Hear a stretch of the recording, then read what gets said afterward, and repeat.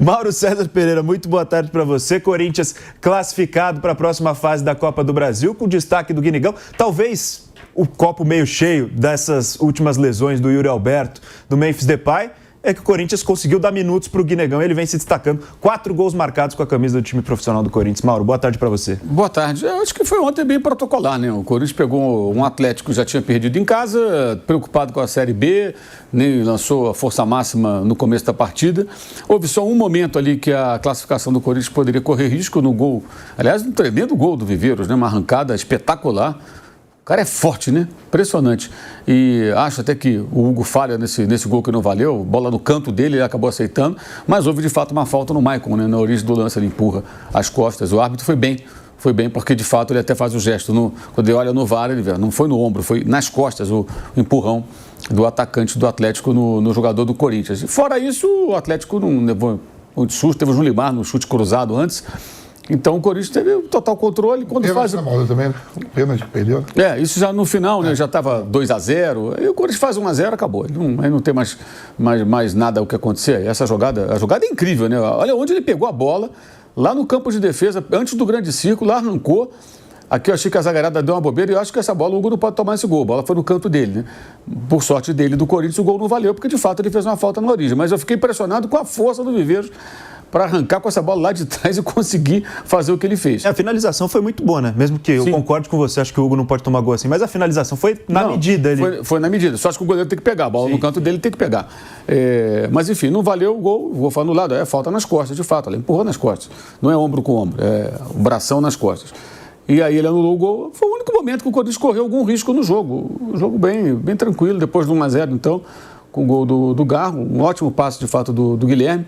Né? O que me chama a atenção é o Memphis Depay, que faz gol, bate recorde lá na Holanda e tal, mas aí sai, sente dorzinha, não sei o quê. É incrível, cara. Uma hora o Depay joga, vai lá contra o Palmeiras, faz gol, outra hora ele sai e os companheiros resolvem um jogo. Então isso fica em segundo plano. Mas, pô, peraí, né? Já teve aquele jogo do Flamengo lá que tomou uma tamancada no Rio e ele saiu cedo do jogo, né? Logo o Flamengo fez 1-0, se fala em memória, ele já saiu. Foi 4-0 o jogo.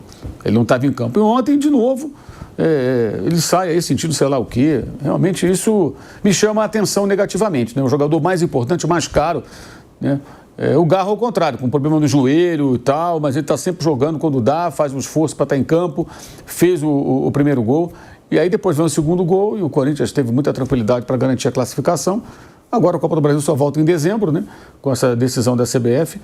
Então vai poder se preocupar agora só com o Campeonato Brasileiro, tentar fazer a melhor campanha possível. Eu acho que a meta, independentemente aí do fiasco que foi o Corinthians nas competições internacionais nesse ano, tem que ser chegar na zona de classificação da Libertadores, para não depender da Copa do Brasil e tentar disputar a Libertadores no ano que vem, né? Quem sabe chegar direto na fase de grupos. Tem muito jogo ainda pela frente, ainda mais jogando só uma competição. Então, diante disso, acho que o cenário passa a ser esse: buscar uma vaga na Libertadores e esperar dezembro, né, para dar sequência na disputa da Copa do Brasil, que a gente nem sabe como é que vão estar os times até lá, né? Tão longe. O que vai ser do Botafogo até lá, se o Botafogo passar pelo Vasco? E o que vai ser do Vasco se passar pelo Botafogo? A gente não sabe. É tudo muito indefinido. Esses dois clubes, especialmente, que têm muitos problemas aí, que são SAF. O Cruzeiro, ao contrário, o Cruzeiro deve seguir aí o seu ritmo, assim como o Corinthians e o Fluminense, né, que também já está classificado. E o Cruzeiro, estou contando, desde que passe hoje para o Atlético também, né? Tem uma chance muito grande, está 2-0 o placar. Vai ser muito... Está muito em aberto, né? Pensando nessas semifinais de Copa do Brasil, porque até lá o Campeonato Brasileiro já vai estar decidido. Então, o Cruzeiro, por exemplo, vai estar, depois de provavelmente uma briga difícil, uma briga intensa pelo título do Campeonato Brasileiro. Se o Cruzeiro passar do Atlético, o Corinthians ainda tem que definir pelo que ele vai brigar nesse brasileiro, está no meio da tabela agora, mas acho que tem condição de fazer muito mais. Então, os cenários vão estar possivelmente bastante diferentes quando as semifinais forem disputadas lá no mês de dezembro, depois da conclusão do Brasileiro. Bruno Prado, muito boa tarde para você. Corinthians classificado, vence 2-0. Concordo com o Mauro, acho que foi até meio protocolar, né? O Corinthians já praticamente encaminhou essa classificação quando venceu em Curitiba por 1-0. Aí, em Itaquera, foi só confirmar o passaporte para as semifinais da Copa do Brasil. Boa tarde, Bruno. Boa tarde, Boni, Vampeta, Mauro, boa tarde a todos. Estava bem encaminhado, né? Era um confronto de um time que está na Série B e que não está bem e que dá prioridade à Série B do Campeonato Brasileiro, até poupa jogadores na Copa do Brasil, e tem que ser a prioridade do Atlético. O Atlético tem que voltar à primeira divisão, é um time forte, um time que nos últimos anos fez ótimas campanhas, faz pouco tempo estava numa final de Libertadores, né? Então o Atlético Paranaense é um time que tem que voltar para a Série A e, como foi mal até agora na Série B, está tentando uma reação no final. E o Corinthians tem a Copa do Brasil ali como um objetivo, ainda mais que só vai disputar a semifinal depois do Brasileiro, então vai entrar para brigar para valer pelo título, independente da campanha no Brasileiro. O Corinthians vai resolver a vida dele no Brasileiro e depois tem todo o tempo para se dedicar só às semifinais e uma eventual final de Copa do Brasil. O Corinthians era o favorito mesmo. No gol do Garro acabou o jogo, né? Se aquele gol do Viveiros tivesse sido validado, poderia ser um outro jogo, né? Mas concordo, falei ontem no Canelada, foi correta a anulação. Mas no gol do Garro finalizou qualquer chance do Atlético, o Corinthians garantindo a vaga. É um time que, quando consegue jogar com a maior parte dos seus titulares, é um time forte, é um time competitivo, é um time que nos mata-matas, nos últimos anos tem sido assim, né? Já foi falado aqui, é o 4º ano seguido numa semifinal de Copa do Brasil. O Corinthians, por tudo que acontece no clube nos últimos anos, ele não consegue brigar pelo título de um campeonato brasileiro, num campeonato que exige regularidade. Hoje o Corinthians não tem como brigar, mas no mata-mata sim, né? Um time que tem jogadores decisivos, né? O Garro é um jogador decisivo, o Yuri Alberto é um jogador decisivo, o Memphis Depay é um jogador decisivo, o próprio goleiro Hugo é um cara que pega pênalti, que decide alguns jogos para o Corinthians. Então o Corinthians tem jogadores que num mata-mata, confronto, ida e volta, eles podem fazer a diferença, como já fizeram algumas vezes, inclusive nos duelos com o Palmeiras esse ano, tanto no Paulista quanto na Copa do Brasil. Então é um time que vai forte sim para essa semifinal. Entre os times que estão vivos aí na Copa do Brasil, não acho que tenha uma diferença tão grande entre eles. Acho que são times próximos ali, aí, um pouquinho melhor, um pouquinho pior, um pouquinho mais regular, outro oscila mais. Só que se der um Corinthians e Cruzeiro, por exemplo, que é o que está mais encaminhado, né? O Cruzeiro tem uma vantagem de 2 gols contra o Atlético. Apesar do Cruzeiro estar melhor no Brasileiro, acho que o Cruzeiro é um time mais regular que o Corinthians, e o Campeonato Brasileiro mostra isso. No mata-mata, não acho que tenha uma diferença assim, a ponto de dizer, não, o Corinthians é zebra contra o Cruzeiro. Não, acho que se der Corinthians e Cruzeiro mesmo, é muito equilibrado. Apesar da campanha do Cruzeiro no Brasileiro ser bem melhor que a do Corinthians, no mata-mata, acho que as coisas ficam bem mais próximas, como o duelo Corinthians e Palmeiras mostrou que no mata-mata as coisas se aproximam mais. Que mostra isso também, e que é um tema de bastante debate entre os torcedores do Corinthians, é a diferença de desempenho do Timão no Campeonato Brasileiro e também na Copa do Brasil. O Corinthians que ainda não sofreu gols nessa edição da Copa do Brasil. Passou vencendo o Novo Horizontino por 1-0 na ida, 1-0 na volta. Palmeiras venceu por 1-0 na ida e 2-0 na volta, e agora 1-0 na ida contra o Atlético Paranaense, 2-0 na volta também. Corinthians, 6 jogos, então 6 vitórias, 8 gols marcados e nenhum gol sofrido nessa edição da Copa do Brasil, 100% de aproveitamento.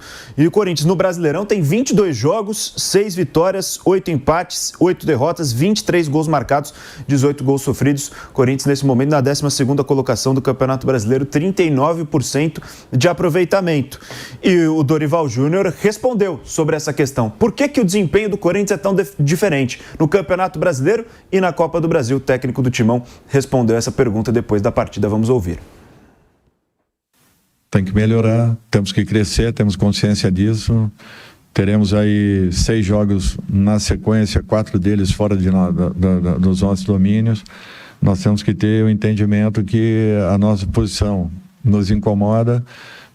A equipe vem melhorando e evoluindo a cada momento, acreditando um pouco mais, se tornando um pouco mais consistente, e nós temos que ter a consciência do que representarão esses 6 próximos jogos.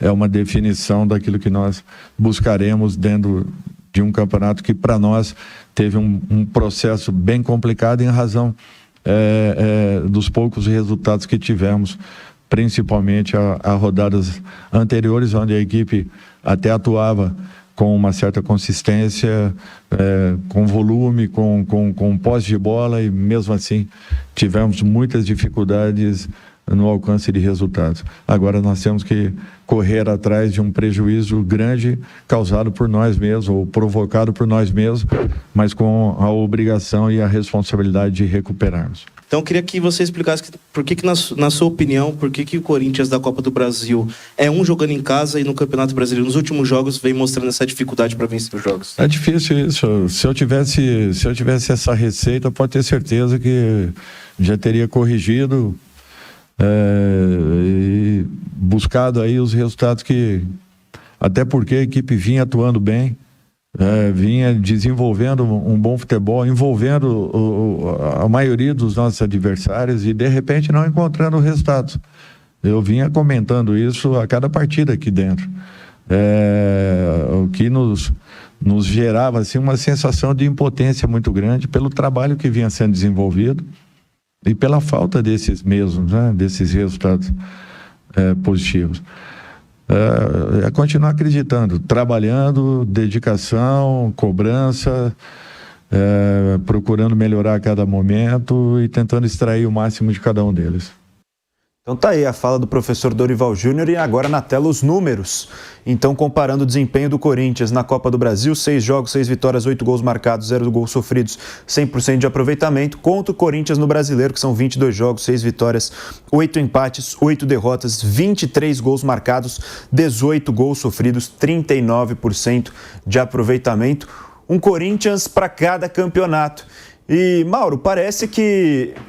não sei se é coincidência ou não, mas nos trabalhos recentes do Dorival isso vem acontecendo, né? O Dorival de 2022 do Flamengo, campeão da Libertadores, campeão da Copa do Brasil, mas derrapando ali no Campeonato Brasileiro. Por mais que tenha terminado no G5, ainda assim para o Flamengo, para os padrões que o Flamengo tem, terminar em quinto lugar ainda é pouca coisa. O São Paulo, campeão da Copa do Brasil, mas no Campeonato Brasileiro decepcionou tanto que só foi ganhar como visitante lá para as últimas rodadas. E agora também com o Corinthians. Vai avançando, vai passando de fase na Copa do Brasil, mas no Brasileiro é um time que decepciona, né, Mauro? Chama atenção isso. Eu acho que em todos esses anos os clubes onde ele trabalhava priorizaram o mata-mata, tanto o Flamengo quanto o São Paulo. Só que agora ele não tem mais motivo para não priorizar o brasileiro. Só vai jogar o brasileiro. Então, se ele não sabe qual a resposta para... Eu acho um absurdo. Até não sei se eu soubesse. Pô, ele pago para quê? Ele que tem que saber. Ele que tem que detectar por que meu time está jogando mal, o que está faltando, o que eu não estou conseguindo fazer. Eu não sei se eu soubesse. Pô, cara, é impressionante o técnico de futebol no Brasil. Os caras são super bem pagos para numa entrevista coletiva. O técnico fala, não sei. Eu comecei no médico e tal, olha, o que eu tenho, doutor? Estou com uma dor aqui, examina, faz... não sei, se eu soubesse, peraí, tirou uma tomografia, foi raio-x... Descobre, né? Tudo, examinou, apertou e tal. Não sei o que você tem, não. Então, o que tá fazendo no médico, então? Então não adianta, fica em casa. Eu pago o plano de saúde para ir no... Pra quê? O odontologista, chego lá, o odontologista fala, não sei. Não sei. Então, eu acho uma resposta que não faz sentido. Ele tem que ele dissesse, olha, eu acho que está faltando isso, fora de casa, nosso time não está se comportando de tal maneira, tentamos tal estratégia, não funcionou em tal jogo e tal, enfim. Diz que não sabe. Mas agora ele não tem mais desculpa, porque agora ele vai jogar só o brasileiro. A Copa do Brasil só volta depois do campeonato. Então não tem essa de, tem que poupar aqui, como ele fazia no Flamengo e no São Paulo. No São Paulo, inclusive, rondou a zona de rebaixamento quase todo o campeonato. Não entrou, mas ficou ali por perto. Né? Não vencia fora de casa, foi vencer o Bahia lá na antepenúltima rodada do campeonato. E vai escapar ali, viu? Também. Oi? Vai escapar por ali, pelas antepenúltima rodada. Acho que... Acho que já estava meio longe, mas mesmo assim, depois da Copa do Brasil ainda existiu o risco, né? Então, ainda ficou nisso. Então agora ele vai jogar só o Campeonato Brasileiro. Acho que a meta tem que ser o quê? Arrancar para tentar se colocar entre os 5, 6, 7, sei lá, que vão para a Libertadores. É o que você pode buscar. O título é praticamente impossível. O Corinthians não parece ter condições de chegar ao título, né? Embora tenha muitos pontos em jogo. Está uma distância grande, os lados da ponta não perdem muito ponto. Então ele tem que buscar o quê? A melhor colocação possível. E não tem mais essa desculpa, porque não vai mais precisar ficar preservando o jogador. Não, tem o jogo da Copa do Brasil e tal. Vale para ele, vale para o Renato Portaluppi do Fluminense, que é outro que vive poupando, colocando time reserva nos pontos corridos. Há anos ele faz isso e priorizando o mata-mata. Aí consegue a vitória como de ontem, tudo que foi uma vitória emocionante do Fluminense, mas também não foi uma grande atuação. O time vai no vamos que vamos, né? Vamos, não tem muita estrutura e tal. Aí todo mundo fica emocionado, uma agenda positiva danada para esse técnico, aí vão achar maravilhoso. Tem que fazer agora o melhor no campeonato. Vale para ele, vale para o Renato e vai valer também para quem mais avançar. No caso, o Fernando Diniz ou o Ancelotti do Botafogo e, no caso, o Sampaoli ou... o Sampaoli ainda tem a Copa Sul-Americana, né? O Fluminense também tem a Copa Sul-Americana, é verdade. Já o Cruzeiro não. O Cruzeiro está no Brasileiro e a Copa do Brasil vem só no final do ano. Se o Cruzeiro passar hoje, o Leonardo Jardim tem que se dedicar ao Brasileiro. Quem vai ter semanas pesadas é Palmeiras e Flamengo, entre os 3 ali que estão mais bem colocados, né? Enfim, eu acho que agora essa história de que está priorizando mata-mata para o Dorival Júnior não vai mais fazer sentido nenhum. Eu também acho. Agora vai ter esse luxo de pensar só no Campeonato Brasileiro técnico Dorival. Mas é estranho, né, esse Corinthians, né, Van? Porque não é como se também tivesse poupado em vários jogos. Em alguns jogos poupou, é verdade. Por exemplo, contra o Fortaleza, contra o Botafogo mesmo, o Dorival mandou a campo uma escalação alternativa, mas perto do que o Corinthians poderia ter ganhado de pontos até aqui também, poderia estar uma situação muito melhor. Mas essa diferença de desempenho na Copa do Brasil e no Brasileiro é algo que o torcedor do Corinthians quer também uma explicação, né, Wagner? Então, todo mundo fala do calendário, né? A gente discute muito o calendário, que é o calendário brasileiro, mas nessa oportunidade, nessa temporada, o Corinthians é eliminado na pré-Libertadores, cai na Sul-Americana, tem um Mundial de Clubes, a paralisação, lógico, deu uma folga ali para os jogadores, e agora só joga a Copa do Brasil em dezembro. E na data das Libertadores e até data FIFA, vai ter tempo. Então o Corinthians não pode reclamar o Dorival de tempo para treinar, né? Acho que é o Corinthians e o Santos é o que vai ter mais tempo assim para treinar. Porque você ainda pega aí o São Paulo... O Santos ainda tem tempo para treinar desde o começo do ano. À vontade. Desde o começo do ano o Santos tem tempo. É bom o pessoal reclamar do calendário, aí tem tempo para treinar à vontade, fora de um monte de competição e não entra dinheiro. Quando você está em várias competições, fala, não sei o quê, papapá. Fica só uma vez por semana que nem o Santos está. E tem time que quanto mais tempo para treinar, então, pior. E não aparece, mais pior ao longo do campo. Se dá tempo para treinar, não apresenta melhora nenhuma. Aí você vai pegar, Boni, vai ter as datas FIFA, tudo. E esse tempo todo para treinar, vai perder um ou outro jogador, né? Aqui para América do Sul, não. Talvez pegue o Depay, que ainda deve ter jogos lá pela Holanda, porque aqui já foi resolvido. Então, assim, jogadores como Romero, Martínez, o Hugo, não vai estar mais em eliminatória, pode estar em jogos amistosos. Mas tempo não vai faltar para treinar. Acho que o Dorival vai ter esse tempo tranquilo para organizar essa equipe aí, porque no Campeonato Nacional está oscilando. E a própria carreira do Dorival, você acabou de falar. A gente falou de São Paulo aqui. O Campeonato Nacional está muito aquém daquilo que se espera de um treinador que estava outro dia na seleção, um treinador bem pago, né? Só é ver quanto foi que pagado por Dorival sua comissão técnica para assumir o Corinthians. Exatamente. E aí eu quero saber de você, Bruno, porque tudo bem que não é exatamente da característica da carreira do Dorival ter feito grandes campanhas no Campeonato Brasileiro. E muitas vezes por ter pego times que estavam brigando ali lá embaixo, ele chega mais para resolver, tentar livrar de um rebaixamento. Então, muitas vezes não pegou times em condição de disputar o título. Mas é mais uma campanha que, na Copa do Brasil, no mata-mata, vai muito bem. E não é como se o Corinthians tivesse passado aos trancos e barrancos também. Foi bem contra o Novo Horizontino, fez 2 bons confrontos contra o Palmeiras e agora passou com certa tranquilidade também contra o Atlético Paranaense. E no Brasileiro, vai perdendo pontos contra times brigando lá embaixo, também não consegue fazer grandes confrontos contra os times que brigam lá em cima e por isso fica no meio da tabela. Chama a atenção do torcedor, né? Eu acho que desses últimos trabalhos, né, onde ele poderia ter feito um brasileiro, assim, para brigar por título, era o Flamengo, né, em 2022. E aí é uma questão dele e do clube também, né? Vou falar, Bruno, eu lembro até hoje, eu lembro até como hoje, um jogo 11 horas da manhã contra o Ceará. Ele mete time reserva no Maracanã. O Palmeiras, que era o líder, tinha tropeçado no sábado.